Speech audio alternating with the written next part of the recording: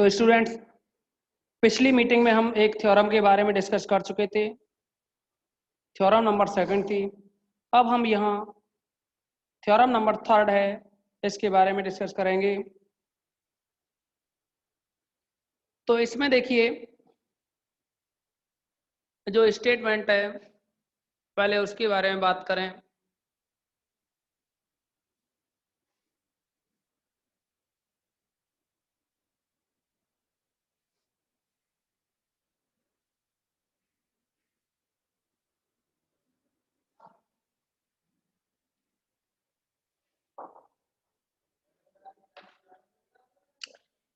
Theorem number 3 है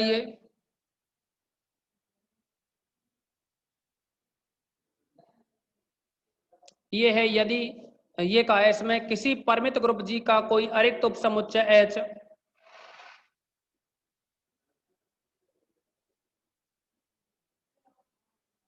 किसी परिमित ग्रुप जी का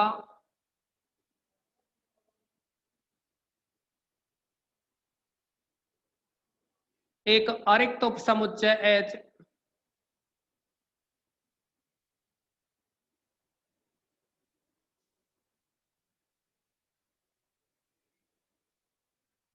किसी परिमित ग्रुप जी का एक अरिक्त उपसमुच्चय H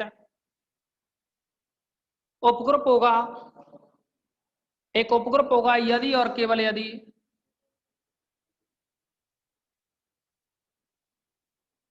एक उपग्रुप होगा यदि और केवल यदि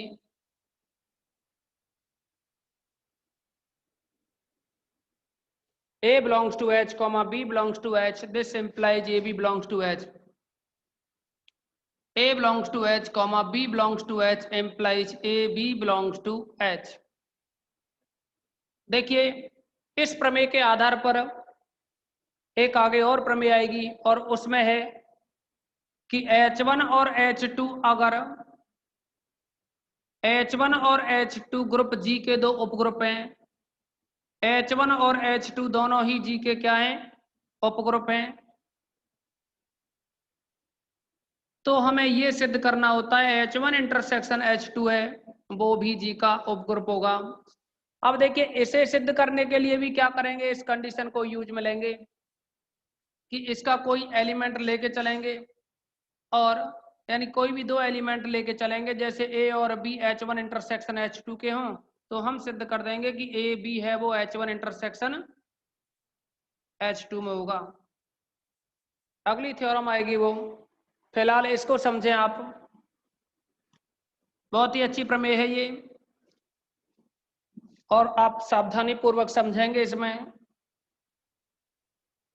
देखिए, ये कहा है कि किसी परिमित ग्रुप जी का एक अरिक्त उपसमुच्चय, यानी कोई भी फाइनाइट ग्रुप दे रखा है। फाइनाइट ग्रुप यानी उसमें जो ग्रुप जी है उसमें नंबर ऑफ एलिमेंट्स हैं वो क्या है, फाइनाइट हो। तो अब अगर उसमें अवयवों की संख्या निश्चित है यानी जी परिमित है, तो उसका एक अरिक्त उपसमुच्चय H, यानी H क्या है, जी का एक उपसमुच्चय है, तो वह H उपग्रुप होगा यदि और केवल यदि, देखिए ये कंडीशन लगी हुई है इफ एंड ओनली इफ वाली, इफ एंड ओनली इफ की कंडीशन के अकॉर्डिंग हमें सिद्ध करके बताना है कि जी का जो उपसमुच्चय H है वह जी का उपग्रुप होगा यदि ये कंडीशन हो। अब हम करेंगे क्या कि यदि और केवल यदि की वजह से हम दो तरफा सिद्ध करेंगे, और सिद्ध ये करना है हमें कि एक बार तो H को जी का उपग्रुप लेके चलें और ये सिद्ध कर दें, और दूसरी बार क्या है, हम इसे लेके चलें और H को जी का उपग्रुप सिद्ध करें। तो इसके लिए देखें, इसका जो प्रूफ है, माना जी का, या ये लिख दें माना H सबसेट जी तथा H जी का एक उपग्रुप है, तो हमें सिद्ध करना है ये A belongs to H, B belongs to H, this implies AB belongs to H। इसको प्रूव करना है। इसके लिए क्या करेंगे हम, इसके लिए हम देखिए एच जी का उपग्रुप है, तो अगर हम एच के कोई भी दो एलिमेंट लें, माना ए बिलोंग्स टू एच और दूसरा है बी बिलोंग्स टू एच, तो इसका मतलब ए बी है वो एच का एलिमेंट होगा, क्योंकि एच उपग्रुप है। उपग्रुप है तो ये समृद्ध की कंडीशन है। अगर एच उपग्रुप है तो एच समृद्ध होगा, और यही आपके सामने समृद्ध की कंडीशन है। तो हम ये कह देंगे क्योंकि एच उपग्रुप है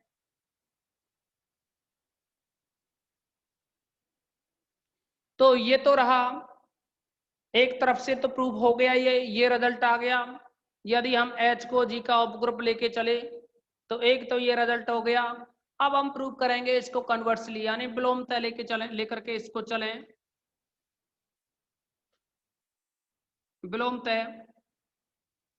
विलोमतः में इसको लेके चलोगे कि A belongs to H, B belongs to H और AB बिलोंग्स टू H। और एक और बात, H सबसेट ऑफ G है, यानी H क्या है, G का उपसमुच्चय है। और दूसरा इसे लेके चल रहे हैं A belongs to H, B belongs to H implies A B belongs to H। अब देखिए हमें जो सिद्ध करना है वो सिद्ध करना है कि जो H है उपसमुच्चय वह G का क्या एक उपग्रुप है। अब हम सिद्ध करेंगे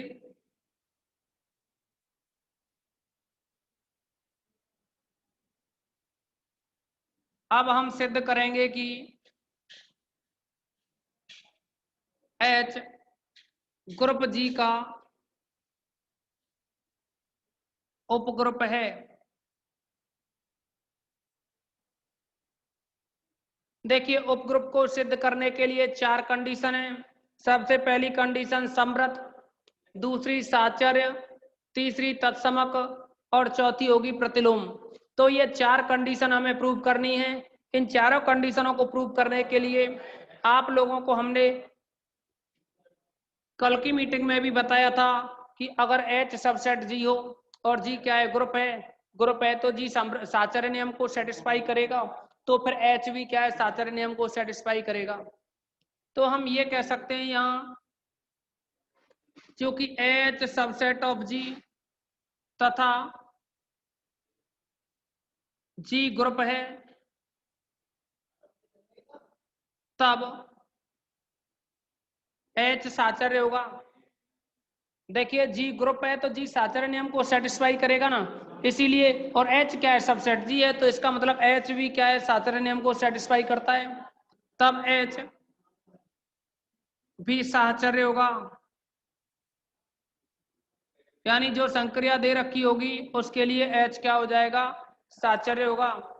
दूसरी बात देखिए, ये जो दे रखा है आपके लिए, इसको जो लेके चले A belongs to H, B belongs to H इम्प्लाइज A B belongs to H, तो इसके आधार पर क्या है, ये समृद्ध हो जाएगा। दिया है A belongs to H, B belongs to H implies AB belongs to H, तब H समृद्ध है। अभी देखिए चार जो कंडीशन सेटिस्फाई करनी है, साचर, समृद्ध, साचर, तत्समक, प्रतिलोम, उनमें से अभी आपने दो कंडीशनों को सेटिस्फाई किया है। अभी एक तो तत्समक लाना है, दूसरा प्रतिलोम लाना है। इनको सिद्ध करने के लिए आपको थोड़ा सा दिमाग लगाना होगा। और उसके लिए देखिए ये जो कंडीशन दे रखी है A belongs to H, B belongs to H, AB belongs to H, इसको काम में लेकर के चलेंगे। अब यहाँ जो A और B हैं, इन दोनों जगह अगर हम A लेके चलें, माना A बिलोंग्स टू H और B की जगह भी लिखें अगर A बिलोंग्स टू H, तो इसका मतलब हुआ A B belongs to H, यानी A B। तो A और B की जगह दोनों जगह हमने बताया कि क्या लिखेंगे, A लेके चल रहे हैं, A को लेकर के चलें तो B की जगह भी A लिखें, तो A हो जाएगा A स्क्वायर। ध्यान दें A belongs to H, B belongs to H, A belongs to H, B belongs to H, तो B की जगह भी A है, तो ये A B belongs to H होता। तो इसमें ऐसी कोई दिक्कत नहीं है, A लिखा है तो भी ये बिलोंग्स टू H ही होगा, यानी A स्क्वायर बिलोंग करेगा H में। अब देखिए यहाँ जो A स्क्वायर है यह बिलोंग कर रहा है H में, और जो A है वह बिलोंग कर रहा है H में। तो ये बनेगा ए स्क्वायर ए, जो कि ए क्यूब बनेगा, ये बिलोंग करेगा एच में। ठीक इसी प्रकार से ए क्यू एच में बिलोंग कर रहा है और ए है वह एच में है, तो इसका मतलब ए क्यू इंटू ए करोगे तो ए 4 बनेगा, यह भी बिलोंग करेगा एच में। अब देखिए ए एच में है, ए स्क्वायर एच में है, ए क्यू एच में है, इस तरह से सभी टर्म्स क्या है ए की पावर की फॉर्म में है, वो सभी एच में बिलोंग कर रही हैं। तो अब अगर हम आगे बढ़ें तो देखिए ए एच में, ए स्क्वायर एच में, ए 3 एच में, ए 4 एच में, तो अगर हम ये कहें कि ए एम माइनस 1 ये एच में है, एम कोई भी क्या है पूर्णांक है, तो ए एम माइनस 1 अगर ये एच में है और ए है यह भी एच में है, तो ए एम माइनस 1 देखिए ए एम माइनस 1 इस नियमानुसार ही चल रहे हैं। ए की जगह यहाँ ए एम माइनस 1 ले लिया, बी की जगह हमने ए रखा, तो ये A B belongs to H है, तो ये बनेगा ए की जगह तो ए एम माइनस 1 और यहाँ जो बी है उसकी जगह ये ए आ जाएगा, तो ये बनेगा देखिए ए एम माइनस 1 और ये 1, तो 1 से 1 कैंसिल, तो ए एम बचेगा, A M belongs to H. अब देखिए अभी आप चाहें तो अब A M belongs to H, A M belongs to H और ए बिलोंग्स टू एच, तो इसका मतलब ए एम इंटू ए करोगे, ए एम इंटू ए करोगे तो ये आएगा ए की पावर एम प्लस 1, ये बिलोंग करेगा एच में। इस तरह से ये आगे चलता जाएगा। लेकिन अब प्रॉब्लम ये है कि ऐसे तो कितने भी अवयव होंगे, देखिए आप ए एच में, ए स्क्वायर एच में, ए 3 एच में, ए 4 एच में, ए एम एच में, ए एम प्लस 1 एच में, यानी ए पे जितने भी पूर्णांक हैं, ए पे पूर्णांक घात लगाने पर सबके सब अवयव किस में आ रहे हैं, एच में।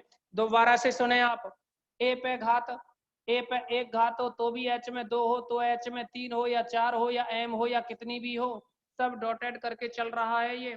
तो इसका मतलब ए पे जितनी भी घात हो, ए पे जितनी भी पूर्णांक घात हो, वो सभी अवयव एच में बिलोंग कर रहे हैं।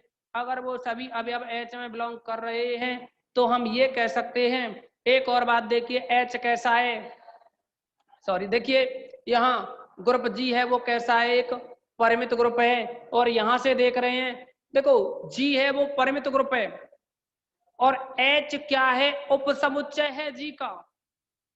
इसमें लॉजिक है, उसको समझें कि जी क्या है, एक परिमित ग्रुप है। कहा है आपसे कि किसी परिमित ग्रुप जी का, यानी जी परिमित है। और देखिए एच क्या है, एच सबसेट है जी का, यानी एच खुद जी में से ही बना है। तो यह बताइए कि एच भी परिमित होगा। अब अगर एच परिमित है लेकिन यहाँ तो एच में बहुत सारे अवयव आ रहे हैं, कितने भी अवयव आ रहे हैं, यानी यहाँ देखें तो हमें लग रहा है कि एच अपरिमित है, तो इसका मतलब हुआ कि इसमें अवयवों की पुनरावृत्ति हो रही है। तो देखिए यहां हम ये कह सकते हैं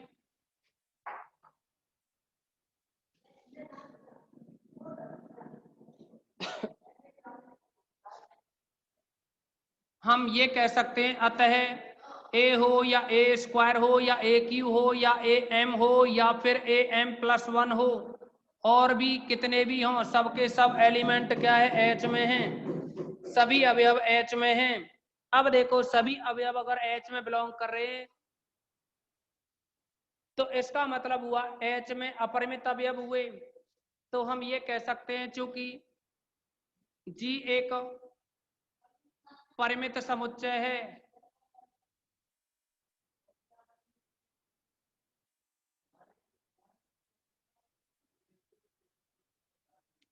तथा एच सबसेट जी है, तब एच भी परिमित होगा,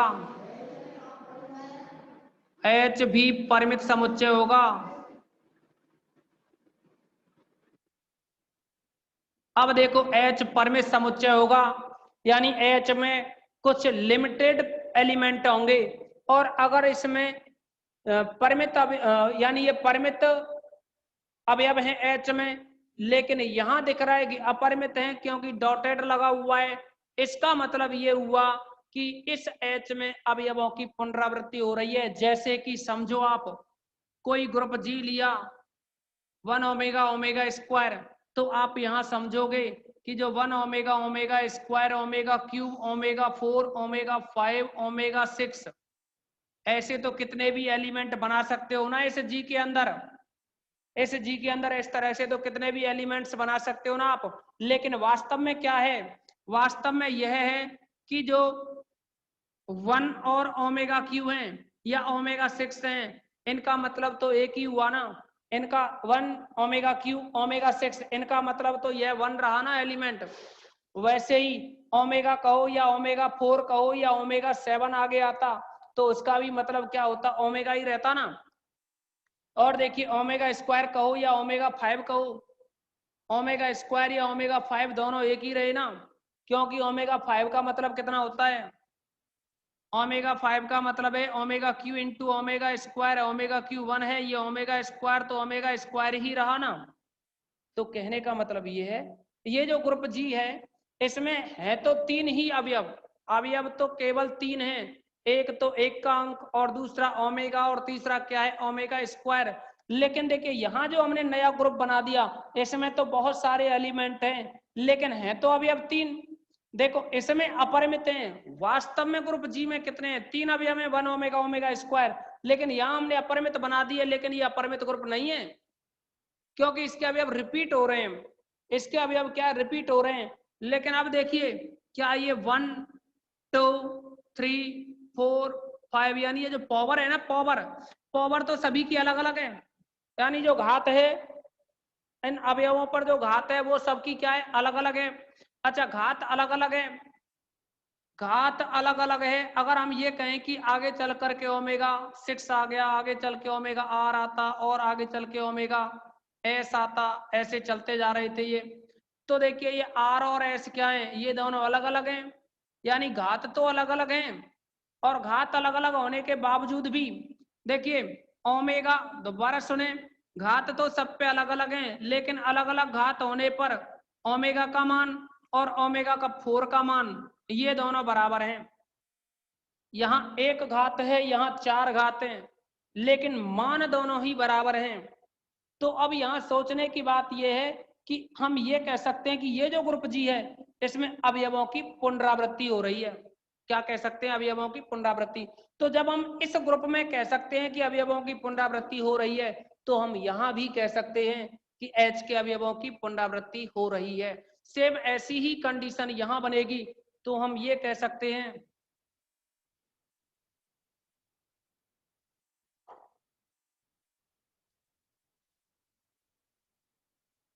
तब H के अवयवों की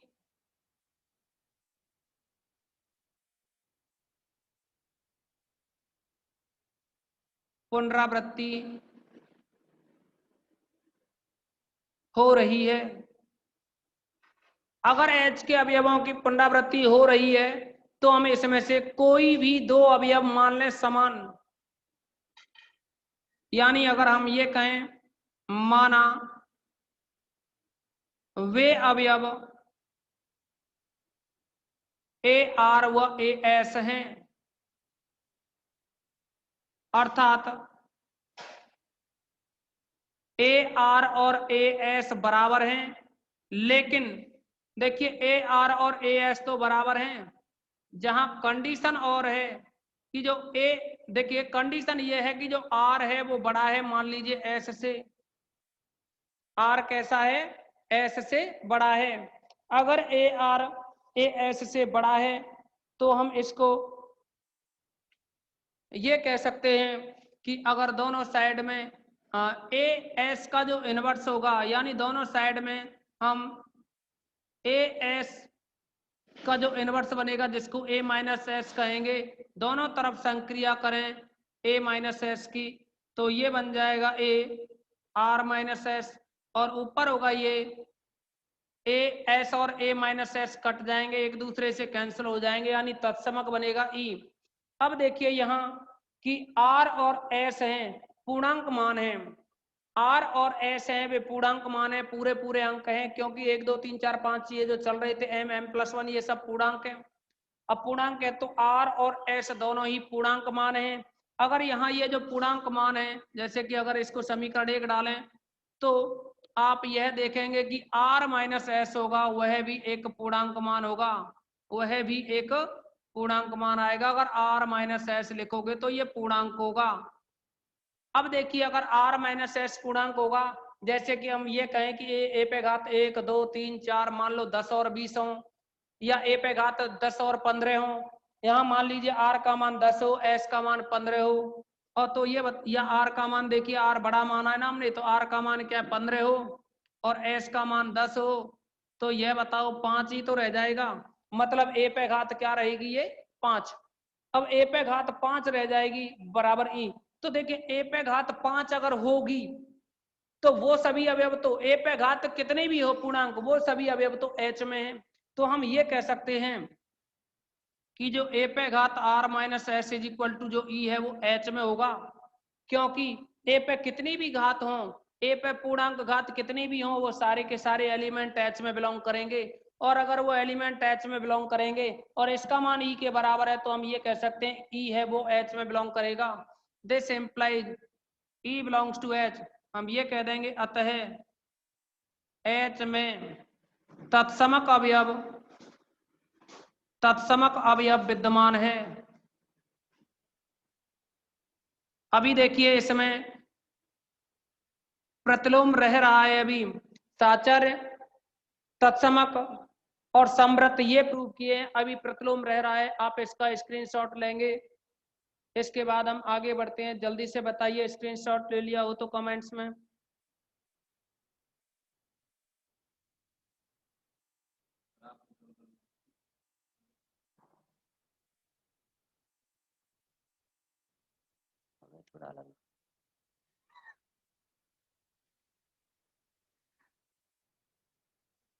देखिए अब हम आगे बढ़ रहे हैं इसमें।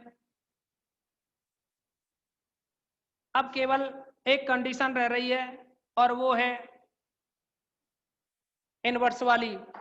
देखिए इनवर्स निकालने के लिए यहां जो कंडीशन है फर्स्ट वाली, इसका यूज करेंगे।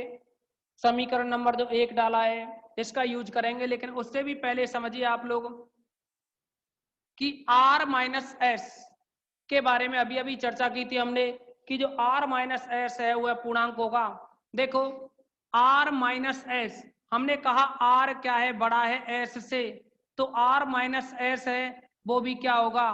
देखो कंडीशन लेके चले थे हम r माइनस एस, दोबारा समझे इधर, हम लेकर के चले r ग्रेटर देन s, तो इसका मतलब हुआ r माइनस एस है वो ग्रेटर देन 0 होगा। अगर r माइनस एस ये ग्रेटर देन 0 होगा और r और s क्या है, पूर्णांक हैं, यानी पूरा पूरा अंक होगा, तो देखिए r माइनस एस में से अगर एक और कम कर दें तो क्या हो जाएगा, ये या तो 0 के बराबर होगा या 0 से बड़ा। समझो वो कैसे, अगर हम ये कहें कि ये 6 है और ये 5 है, तो देखना r माइनस एस क्या होगा, 6 माइनस 5, 0 से बड़ा होगा, क्योंकि एक बचेगा ना, एक बचेगा। अब देखिए अगर r माइनस एस में से एक और कम कर दें तो क्या हो जाएगा, ये देखिए 6 माइनस 6 बराबर 0 हो जाएगा ना। और अगर ये इतना नहीं होगा तो बड़ा होगा फिर बस। तो दोबारा अब यहाँ आ जाइए आप कि r माइनस एस क्या है, r ग्रेटर देन s है, तो इसका मतलब r minus S greater than 0 होगा। इसका मतलब r माइनस एस में से एक और कम कर दें तो ये भी क्या होगा, 0 से बड़ा या बराबर होगा। अब देखिए होगा तो ये पूर्णांक ही ना, पूरा पूरा अंक होगा, 50 होगा, 100 होगा, 1000 होगा, लेकिन होगा तो पूरा अंक। लेकिन अब यहां समझेंगे आप, ये कितना भी बड़ा पूर्णांक हो, लेकिन सब के सब पूर्णांक किस में आ रहे हैं, एच में आ रहे हैं, यानी एक ही घात पूर्णांक करते जाएं सब किस में आ रहे हैं, एच में आ रहे हैं। तो हम यहाँ ये कह सकते हैं तब एक ही घात r माइनस एस माइनस 1 ये जो एलिमेंट होगा वह एच में बिलोंग करेगा। अब समीकरण 1 का अगर हम उपयोग करें, अब समीकरण 1 से, तो यह बन जाएगा E is equal to e की पावर r माइनस एस। हम इसमें पूरे में a इनवर्स से संक्रिया करें तो E a inverse is equal to e की पावर r माइनस एस, और ये जो a इनवर्स है इससे दोनों तरफ संक्रिया की तो ये रहा।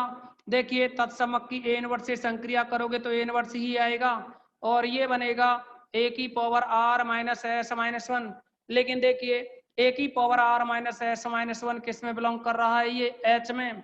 तो अगर ये H में बिलोंग कर रहा है और A इनवर्स इसके इक्वल है, तो इसका मतलब A इनवर्स भी H में बिलोंग करेगा। This implies A inverse belongs to H। तो हम कह सकते हैं कि A का जो प्रतिलोम है A इनवर्स वह भी H में विद्यमान है। तो हम कह देंगे कि अतः प्रतिलोम का अस्तित्व है।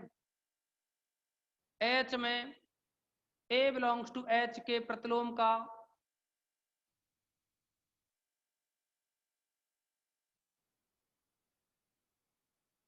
अस्तित्व है। अब देखिए, ये प्रतिलोम का अगर अस्तित्व हो गया, यहाँ प्रतिलोम का अस्तित्व हो गया, इधर तत्समक हो गया, और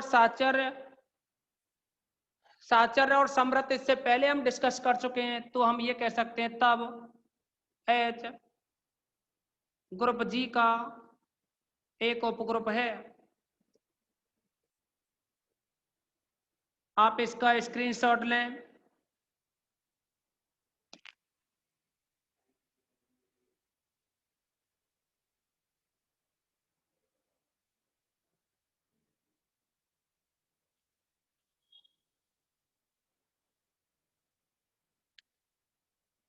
आपने इसका स्क्रीनशॉट ले लिया होगा। अब देखिए, इसके बाद हम आगे बढ़ें।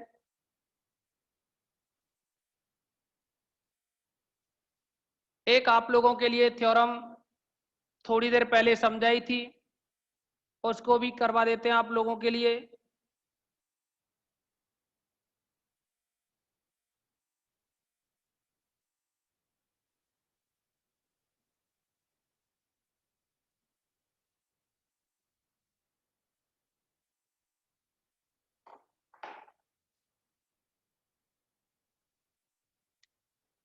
देखिए, वो थी थ्योरम नंबर 5। 4th को आप देख लेंगे, नहीं भी करेंगे तो भी ऐसी कोई प्रॉब्लम नहीं है आप लोगों के लिए। जो पढ़ना चाहे वो 4th वाली थ्योरम को कर सकता है, छोटी सी है वो। ये है किसी ग्रुप जी के किन्हीं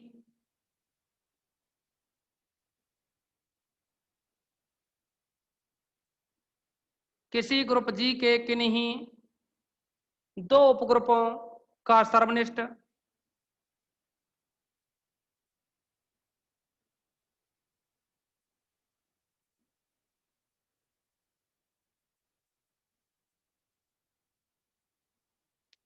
दो उपग्रुपों का सर्वनिष्ठ ग्रुप जी का उपग्रुप होता है।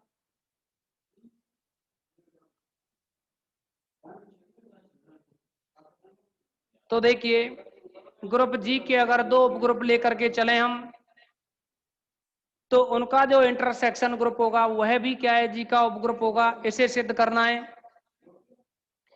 अब देखिए, अगर हम ये मान करके चलें कि H1 इंटरसेक्शन H2 है, इसका प्रूफ समझेंगे।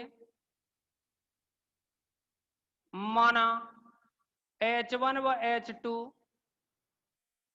ग्रुप जी के दो उपग्रुप हैं।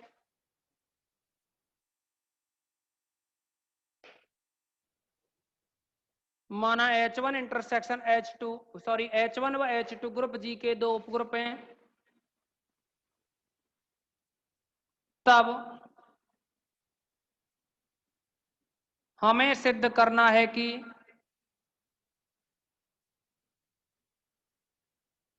H1 इंटरसेक्शन H2 भी ग्रुप जी का एक उपग्रुप होगा।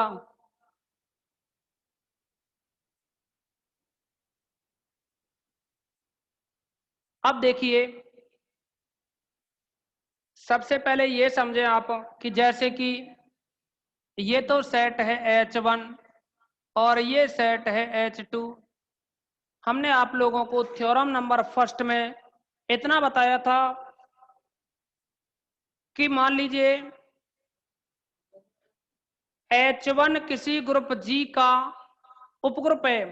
देखिए, H1 है और H2 है, ये दोनों G के उपग्रुप हैं। तो जो तत्समक E G में होगा वही तत्समक H1 में होगा, और वही तत्समक क्या है, H2 में होगा। तो कहने का मतलब ये हुआ, H1 और H2 दोनों में तत्समक E कॉमन है, तो इसका मतलब E क्या है, इस उभयनिष्ठ भाग में होगा। और अब देखिए ये जो वेनिस्ट भाग होता है इसको कहते हैं हम H1 इंटरसेक्शन H2। H1, इस H1 इंटरसेक्शन H2 में कम से कम एक एलिमेंट है, तो इसका मतलब हम ये कह देंगे कि ये फाई के बराबर नहीं है।